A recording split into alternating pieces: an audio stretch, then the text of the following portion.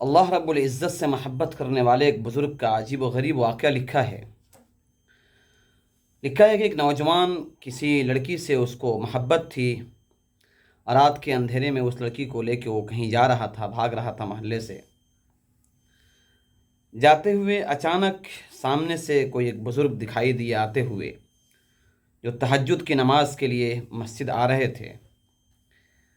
راستہ خراب تھا اور کیچڑ تھے راستے میں۔ ان بزرگ کا قدم پڑا اور کچھ چھینٹے اس کے اڑے اور اس لڑکی کے رخسار پر چلے گئے۔ اس کے عاشق کو بڑا غصہ آیا اور اس نے ان بزرگ کو ایک تھپڑ اس نے زور سے ماری اور مار کر چلتا بنا۔ اس نے برا بھلا کہا کہ تمہیں دکھتا نہیں ہے۔ یہ بزرگ خاموشی سے مسجد چلے آئے، نماز پڑھی۔ یہ نوجوان کچھ آگے گیا تو اچانک اس کے پیٹ میں درد شروع ہوا۔ وہ درد بڑھتا رہا، وہ سمجھا کہ ٹھیک ہو جائے گا، آگے چلتا گیا، درد کافی تیز۔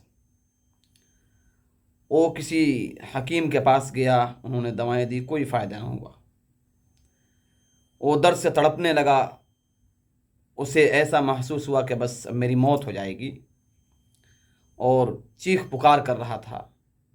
اسی وقت ایک دوسرے حکیم آئے جو اللہ کے نیک بندے بھی تھے، اللہ سے ان کا تعلق بھی تھا۔ انہوں نے اس کا نبض پکڑا اور انہوں نے کہا کہ کیا معاملہ پیش آیا ہے؟ تو کیا تم نے کسی کو کوئی تکلیف پہنچائی، کوئی ایسی کوئی بات پیش آئی؟ کیا تمہارا نبض تو نہیں بتا رہا ہے کہ تم کوئی خاص کوئی بیماری کی وجہ سے تمہارا یہ درد ہو؟ تو اس نوجوان نے اپنے ذہن پہ زور دیا اور کہا کہ اچھا، میں آ رہا تھا راستے میں اور یہ واقعہ پیش آیا کہ میری معشوقہ کے رخسار پہ ان کے قدم رکھنے سے کیچڑ اچھلا اور اس کے اوپر پڑ گیا۔ مجھے غصہ آیا، مجھے برداشت نہیں ہوا، میں نے ان کو ایک تھپڑ رسید کر دیا۔ اس حکیم صاحب نے کہا کہ تم جلدی واپس جاؤ اور جا کر ان سے معافی مانگو۔ دنیا کی کوئی طاقت اور کوئی دوا تمہارے لیے کام نہیں آ سکتی اگر انہوں نے دعا نہیں کی، انہوں نے تمہیں معاف نہیں کیا۔ وہ بھاگا بھاگا گیا اور قدموں میں گر گیا اور کہا کہ مجھے معاف کر دیجئے، مجھ سے بہت غلطی ہو گئی۔ انہوں نے کہا کہ بیٹے، میں نے تو کوئی بد دعا نہیں کی، میں نے کچھ نہیں کہا۔ کہا کہ نہیں، مجھ سے گستاخی ہو گئی، معاف کر دیجئے۔ تو اس نوجوان نے عجیب بات کہی، اس نوجوان کو اس بزرگ نے عجیب بات کہی، کہا کہ دیکھو بیٹا، تم کو جس سے محبت تھی تم نے اس کا بدلہ لیا، مجھ کو جس سے محبت تھی اس نے تم سے بدلہ لے لیا، بس بات برابر ہو گئی۔ پھر خیر اس بزرگ نے اس کو معاف کیا اور اللہ سے دعا کر دی کہ اللہ اسے شفا دے دیجئے، افاقہ کر دیجئے۔ بہرحال اللہ رب العزت نے ان بزرگ کے معاف کرنے سے اس کو معاف کر دیا۔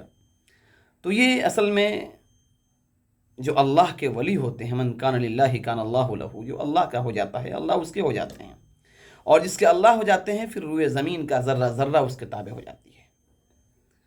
تو اسی لیے مشہور ہے کہ من عادی لی ولیا فقد آذنت لہ بالحرب، حدیث ہے کہ جس نے میرے ولی کو تکلیف پہنچائی میں اس کے لیے اعلان جنگ کرتا ہوں۔